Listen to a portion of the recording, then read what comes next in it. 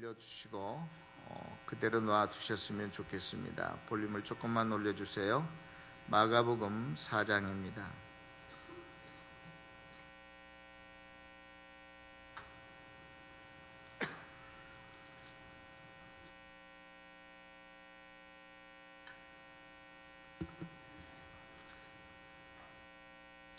마가복음 4장 36절에서 41절까지 제가 먼저 한 절, 여러분들이 먼저 한 절, 이렇게 서로 교독하도록 하겠습니다.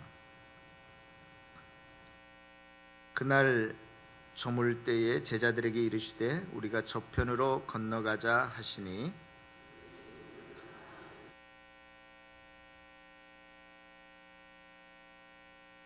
큰 광풍이 일어나며 물결이 배에 부딪혀 들어와 배에 가득하게 되었더라.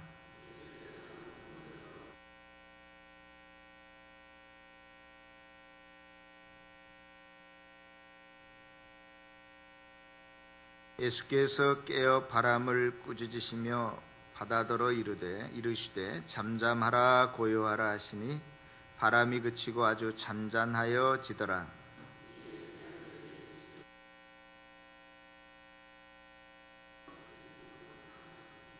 우리 다 같이 읽겠습니다. 시작. 그들이 심히 두려워하여 서로 말하되 그가 누구이기에 바람과 바다도 순종하는가 하였더라. 아멘. 인생은 고해와 같다라고 하는 말을 자주 하지요. 사람들이 그 한자어로 보니까 쓸 꽃자 바다 해자를 사용하고 있습니다. 제가 고해가 무슨 뜻인가 국어사전을 찾아봤더니 국어사전에 괴로움이 끝이 없는 인간 세상을 일컬을 때 고해와 같다, 그렇게 말을 합니다. 오늘 말씀을 보면 예수님의 제자들도 갈릴리 바다 위에서 큰 광풍을 만나게 되었습니다. 여기에서 큰 광풍, 이 풍랑이라고 하는 것은 격렬하고 시커멓게 큰 많은 강우량을 동반하는 그러한 바람을 의미합니다. 그래서 선박을 침몰시키고 또 건물을 무너뜨리고 사람을 죽이는 그러한 풍랑이라고 여러분들이 이해하시면 되겠어요. 더더군다나 얼마나 그 풍랑이 크게 일었던지 배 안에 물이 들어왔습니다. 뱃사람들은 본능적으로 배 안에 물이 들어오면 배 안에 들어온 물을 어떻게 해요? 퍼내야 되겠죠. 아무리 퍼내도 끝이 없었습니다. 도리어 오늘 성경 본문에 보니까 배에 물이 어떻게 차였어요? 가득 차게 되었습니다. 다시 말해서 그들은 갈릴리 바다 위에서 제자들은 생사의 기로에 서 있게 되었다는 말이에요. 아주 인생에 있어서 위험한 이 길을 상황을 맞이한 것 같습니다. 여러분들도 혹시 나도 이러한 지금 인생의 항해를 겪고 있다고 생각하지는 않습니까? 인간이라면 누구나 다 스트레스를 받으면서 살고 있죠. 어느 정도 차이는 있겠지만 걱정 근심 없는 사람은 이 세상에 한 사람도 없을 것입니다. 늘 밝게 웃는 사람이라 할지라도 그 내면 깊숙이에는 남이 알지 못하는 어떠한 슬픔과 상처가 얼마든지 있을 수 있습니다. 아니, 겉모습 웃는 모습과는 달리 마음속으로는 항상 울고 있을런지도 모르겠습니다. 여러분들이 이러한 상황 속에서 제자들은 어떻게 했는가 오늘 본문을 한번 살펴봤으면 좋겠는데요. 이때 예수님께서 그 제자들과 함께 같이 배에 타고 계셨는데 예수님은 어떻게 계셨냐면 고물이라고 하는 것은 배의 뒷부분을 의미하는데 배의 뒷부분에서 그렇게 풍랑이 요동하는데도 불구하고 베개를 메고 어떻게 하고 계셨어요? 주무시고 계셨어요. 그때 제자들이 예수님을 찾아갑니다. 그 주무시는 예수님을 보고 깨웁니다. 도움을 요청합니다. 자기네들의 위기 상황을 그대로 알립니다. 38절에 보니까 선생님이여 우리가 죽게 된 것을 돌보지 아니하시나이까 이렇게 말하고 있어요. 분명히 감정이 섞인 말이라는 것을 우리가 금방 알아차릴 수 있겠죠. 예수님과 함께만 있으면 모든 것이 잘 해결될 줄 알았는데 그렇지 않다는 것입니다. 내가 이럴 줄 알았으면 예수님께 모든 것 다 버리고 예수님 쫓았더니 헌신했더니 잘 될 줄 알았는데 이럴 줄 알았더라면 차라리 주님을 따르지 않았을 것을 하고 후회하는 말투일 수도 있어요. 그렇죠? 지금 마가복음 벌써 4장인데 1장에서부터 우리가 쭉 살펴봤잖아요. 예수님께서는 어떠한 분이셨어요?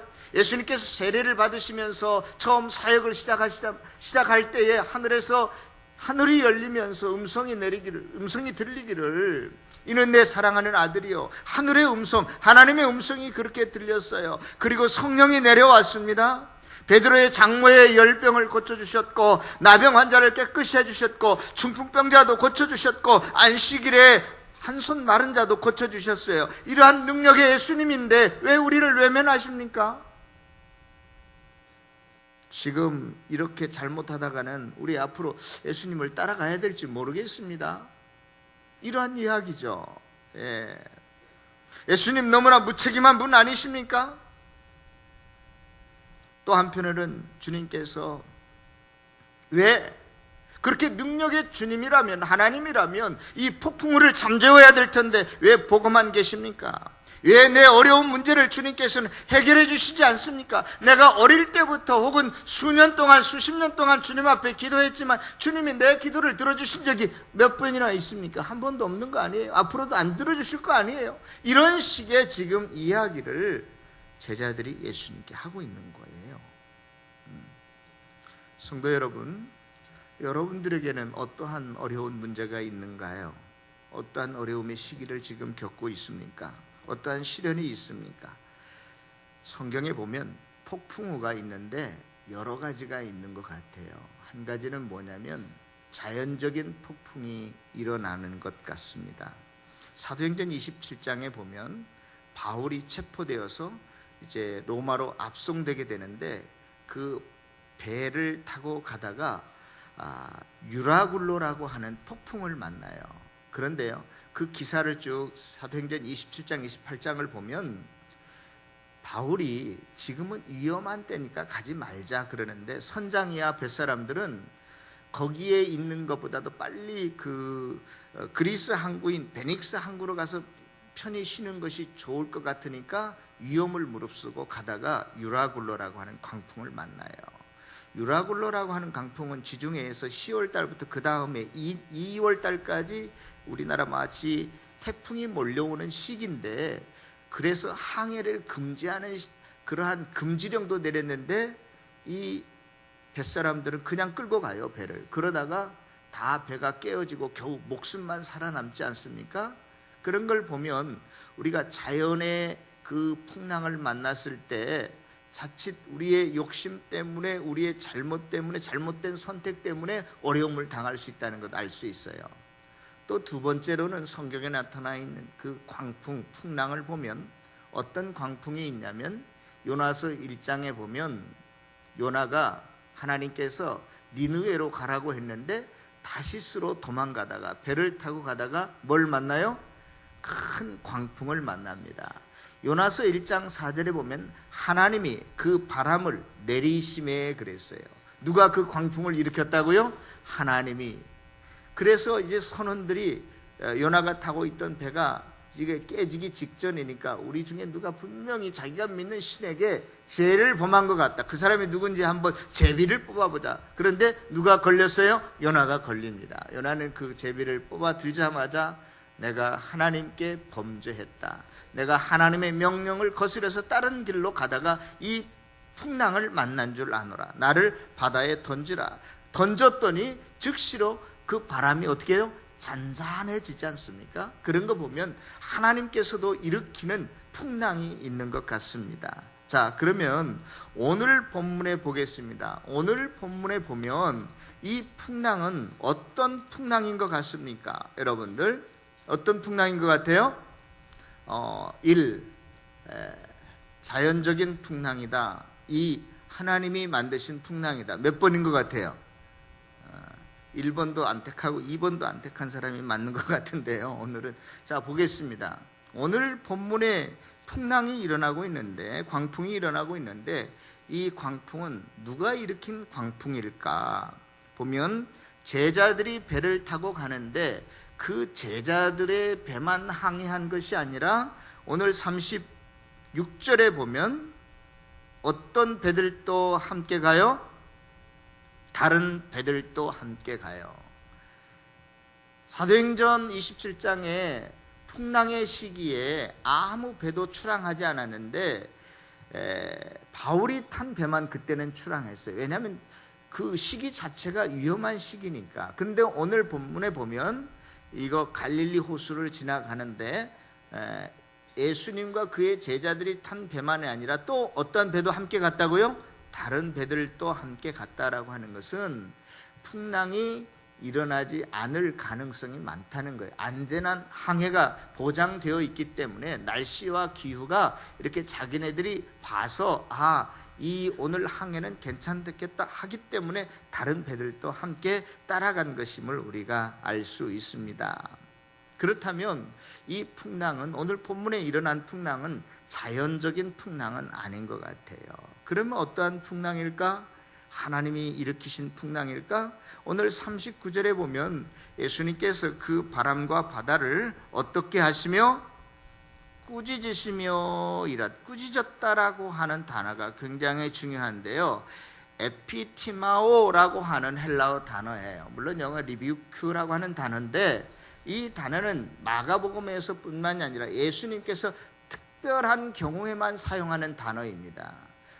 꾸짖었다라고 하는 것은요, 어떤 그 사람이 잘못을 전제로 하고 그것에 대해서 엄히 문책하는 것을 의미하는 것입니다. 특히 마가복음에서 보면 이 단어를 쓴 경우는 어떤 경우느냐, 예수님께서 마가복음 1장에 보면 25절에 더러운 귀신을 내쫓으실 때 그 귀신을 어떻게 꾸짖으셨다 그렇게 이야기해요.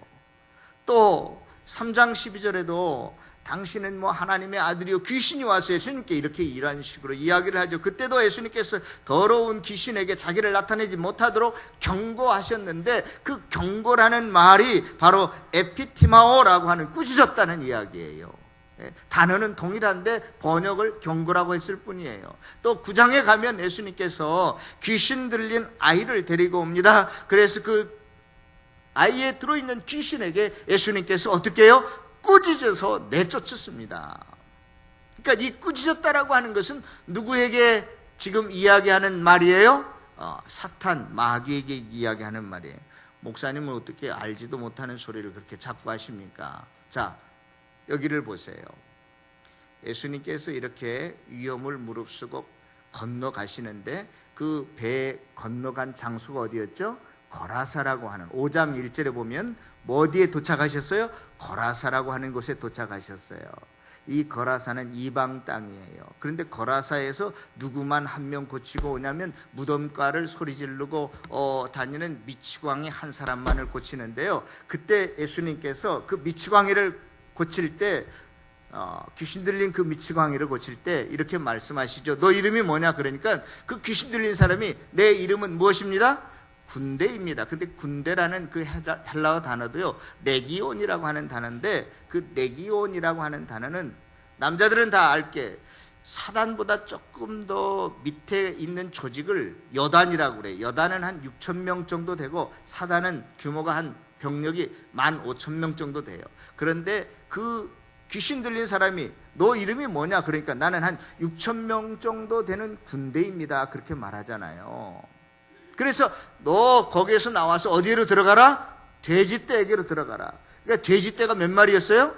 2,000마리였잖아요. 그러니까 귀신이 한 귀신이 한 마리에게만 들어가서 최소한 2,000마리였어요. 한 마리, 두 마리씩 들어갔다면 2개씩, 3개씩, 3개라고 해야 되나, 말이라고 해야 되나, 명이라고 해야 되나, 귀신을 뭐라고 단위를 붙여야 될지 모르겠는데 그러한 존재, 많은 귀신이 있었어요. 그래서 이제 쫓겨나가게 되잖아요. 그래서 귀신은 알았어요. 이 예수가 우리에게 오기 전에, 이 예수의 일행이 우리에게 와서 우리를 쫓아내기 전에 먼저 이들을 방해해야 되겠다는 걸 알았던 것 같아요. 그래서 지금 배를 타고 오는 예수의 일행을 어떻게 하는 겁니까? 풍랑을 일으켜서 그들을 방해하고 몰살시키려고 했던 것이죠. 그래서 예수님께서는 그 풍랑의 역사를 자연적인 풍랑이나 하나님이 만드신 풍랑으로 보지 아니하고 사탄의 세력으로, 악의 세력으로 규명하셨던 것 같아요. 그리고 그 사탄을 향해서, 악의 세력을 향해서 꾸짖으십니다. 잔잔하라, 고요해라. 그때 바다가 즉시로 잔잔해졌더라. 성경은 오늘 저와 여러분들에게 그것을 말해주고 있습니다. 사랑하는 성도 여러분, 이처럼 저와 여러분들에게도 인간의 자연적인 욕심에 이끌려서 어려움, 피해, 손해를 당하는 사람이 있어요. 우리 교인들도 가끔가다 저 몰래 주식을 투자하는 사람들이 많은 모양인데, 처음에는 뭐 랄랄룰루 하다가 조금 있으면 다 그냥 코가 석자나 빠져 있는 모습들을 종종 봅니다. 모르겠어요. 저는 아직도 목사님 가끔 가다가 젊은 사람들은 주식을 해야 됩니까? 말아야 됩니까? 이렇게 질문해 오는데요. 주식에 대한 이야기를 들어보면 건전한 재테크라서 괜찮은 것 같은데, 또 한편으로 들어보면 이건 노름이야, 투기야. 그래서 제가 어떻게 뭐 이걸 하라 마라 할 수는 없어요. 아무튼 가만히 보면 주식에서 망하는 사람들이 많은 것 같은데, 무엇 때문에 망하는 거예요? 욕심 때문에, 잘못된 선택 때문에 많이 망하는 것 같아요. 여러분들이 삶에 있어서 어려운 풍랑, 어려움은요, 욕심 때문에 당하는 때가 많이 있습니다. 두 번째, 하나님이 때로는 저와 여러분들에게 풍랑을 일으켜 주세요. 창세기에 보면 아브라함 같은 경우입니다. 아브라함 하나님께서 부르시잖아요. 약속의 땅에 왔어요. 약속의 땅에 왔는데 먹을 게 없어. 그러니까 네게브라고 하는 남방으로 점점점 먹을 것을 찾아가다가 큰 코 닥치죠. 하마터라면 마누라도 뺏길 뻔했어요. 그런데 거기에 보면 하나님께서 아브라함을 어떻게 하사? 시험하사. 그런데요, 하나님이 저와 여러분들에게 주는 시험은 한 단계 우리의 믿음이 성장하기 위해서, 우리의 어떠한 그 믿음의 견고함을 위해서 시련을 주시지만, 사탄은 달라요. 사탄은 저와 여러분들에게 어려움을 주는 목적이 있는데, 그것은 뭐냐? 어떻게 하든지 저와 여러분들을 거꾸로 뜨리려고 하고, 넘어뜨리려고 하고, 죽이려고 시험, 어려움을 줍니다. 그러나 여러분, 안심하시기를 바랍니다. 예수님만 저와 여러분들 심령 안에, 우리 안에 계시면 그 모든 문제가 해결될 줄로 믿습니다. 그것이 자연적인 폭풍이든지 하나님께서 일으키신 폭풍이든지 사탄이 일으킨 폭풍을 알지라도 능히 주님께서 말씀만 하시면 그 어떠한 폭풍도 잔잔해질 줄로 믿습니다. 우리 예수님이 어떠한 예수님이십니까? 말씀으로 온 천지를 만드신, 창조하신 분이십니다. 말씀으로 모든 자들을 구원하십니다. 말씀으로 죽은 자들을 일으키시는 하나님이시기도 합니다.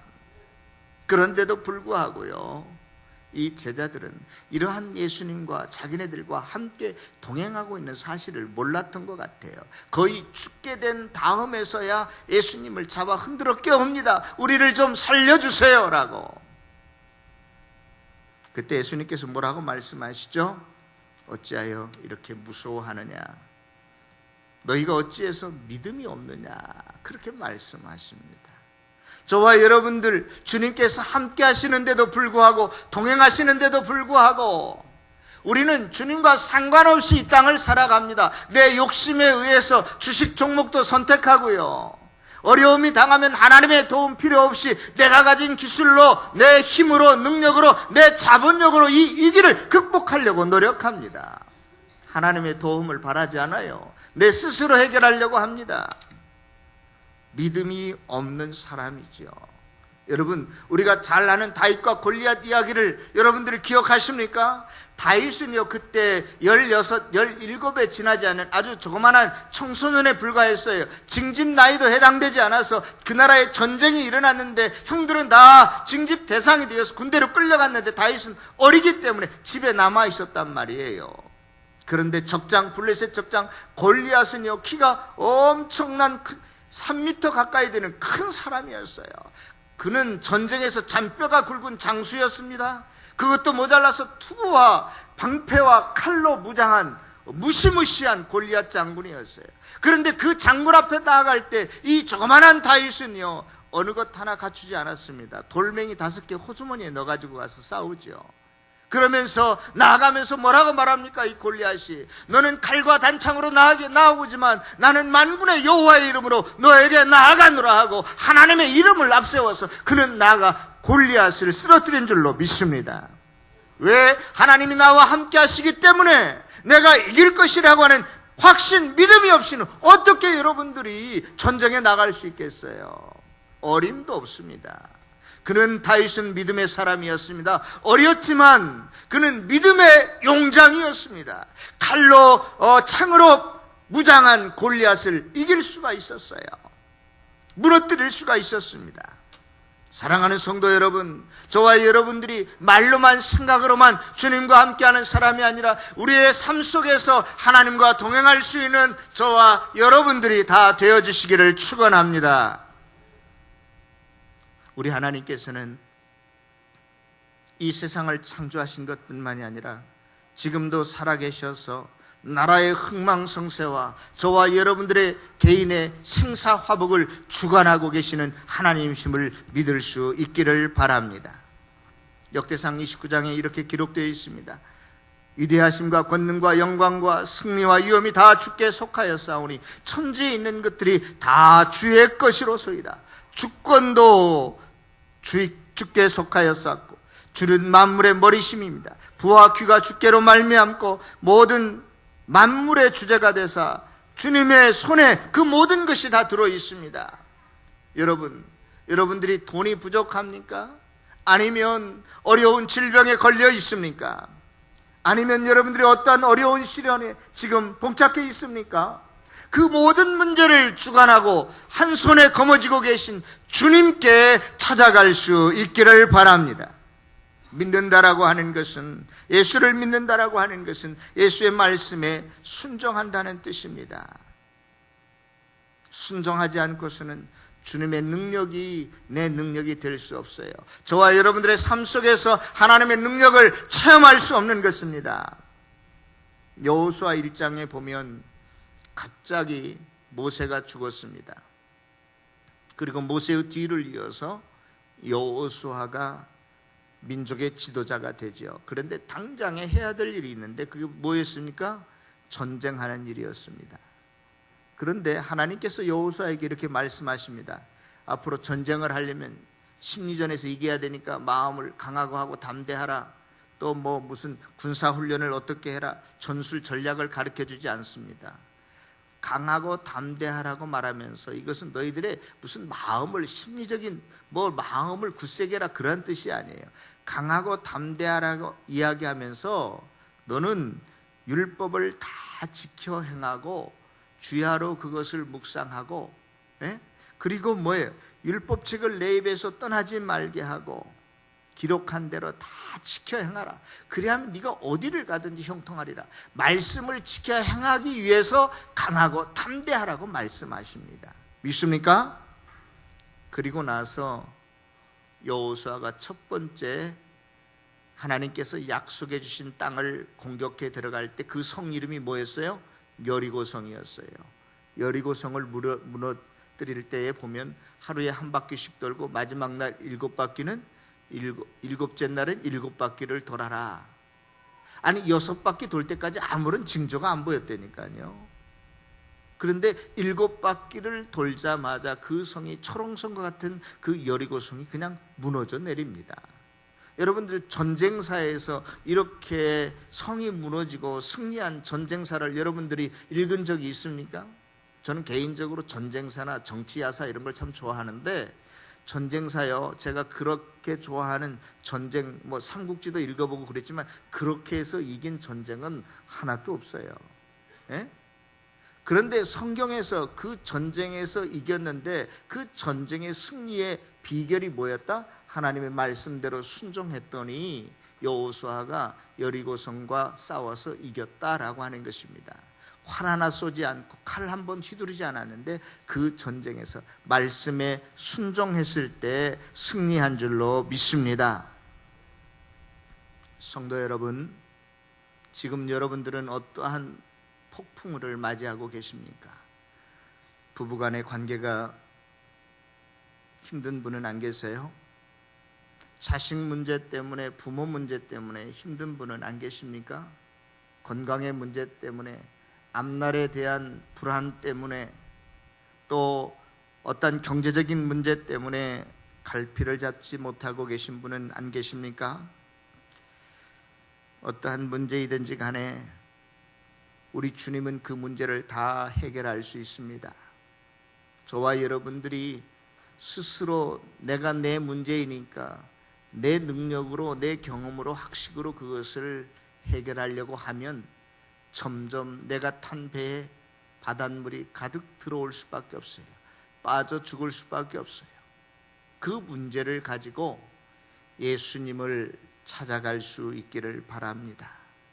예수님께 고할 수 있기를 바랍니다. 예수님께 기도할 수 있기를 바랍니다. 그 예수님은 저와 여러분들을 만드신 분이고 저와 여러분들을 붙잡고 남은 인생을 함께 걸어가기를 원하시는 주님이신 줄로 믿을 수 있기를 바랍니다. 주님께서 뭐라고 말씀하시든지 간에 그 말씀에 순종하게 되면 저와 여러분들의 인생의 문제가 잔잔하게 될 줄로 믿습니다. 지난 주일에 제 방에서 예수 영접 모임을 가졌는데 어떤 초신자가 예수님을 소개받고 예수님을 영접한 다음에 저한테 이런 질문을 했어요. 목사님, 지금은 참 좋은데 내가 또 조금 지나서 내 마음이 바뀌어서 이 믿음의 길을 걷지 않을까 두렵습니다. 그런 이야기를 저에게 하셨어요. 그때 제가 이렇게 말했습니다. 예수님만 영접하면, 우리 마음속에 오신 예수님은 절대 우리를 떠나지 아니하시니까 그 예수님께 모든 것을 맡기면 예수님이 그 어렵지만 그 힘든 과정이지만 그 길을 잘 걸어가게 하실 거예요. 당신은 힘이 없어도, 신앙의 길을, 믿음의 길을 걸어갈 능력이 없어도 이제부터 당신과 함께한 예수님이 그 길을 걸어가게 할 것입니다. 이렇게 격려해 드렸어요. 성도 여러분, 빌립보서 4장 13절에 내게 능력 주시는 자 안에서 내가 모든 것을 할 수 있다라고 하는 것은 내가 돈도 잘 벌고 시험에 철컥철컥 합격하고 병도 안 걸리고 그런 이야기가 아니에요.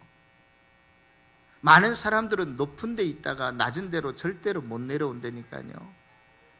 강남의 100평 아파트에 살다가 강북의 지하실 방으로 도저히 이사를 못 온다니까요. 한강 넘어오다 다 다리 위에서 빠져 죽지.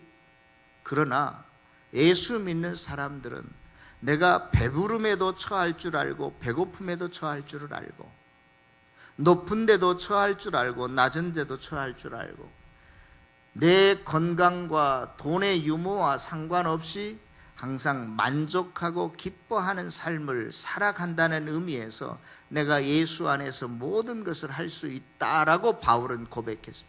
바울은 굉장히 그 당시에 최대의 석학이었습니다. 많이 배운 지식인이었어요. 또 얼마나 돈이 많았든지 식민지 국가에서 돈을 주고 로마의 시민권을 산 사람이었어요. 엄청나게 부장이었어요. 항상 배부름 속에 살았어요. 그러나 그는 신앙의 길을 걸으면서 단 한순간도 편한 적이 없었습니다. 가는 곳마다 매를 맞아야 되고 동족의 위험과 강의 위험과 배고픔과 돌에 맞아 죽을 뻔한 일이 한두 번이 아니었습니다. 그럼에도 불구하고 그는 항상 나는 현재의 삶에 만족하다, 나는 행복하다, 그렇게 평생을 살아간 사람이 바울이었고, 그러한 사람을 성경은 믿음의 사람이라고 말하는 것입니다. 이제 세상 사람들은 저와 여러분들을 보고서가 아니라 저와 여러분들 안에 계신 예수님을 보고서 세상 사람들이 저가 누기의 바람과 바다도 잔잔케 하는가 하고 감탄하고, 저와 여러분들이 하시는 예수님을 바라보고 세상 사람들이 주께 돌아오게 되는 놀라운 일들을 앞으로 우리가 감당해 가기를 원합니다. 우리 주님은 자연 세계의 풍랑뿐만이 아니라 영적인 세계도 통치하고 다스리는 분이심을 믿고 깨닫는 저와 여러분들, 그래서 남은 평생 항상 주님과 함께 걸어가고 승리하는 삶을 사는 저와 여러분들이 다 되어지시기를 다시 한번 주님의 이름으로 축원합니다. 기도하겠습니다.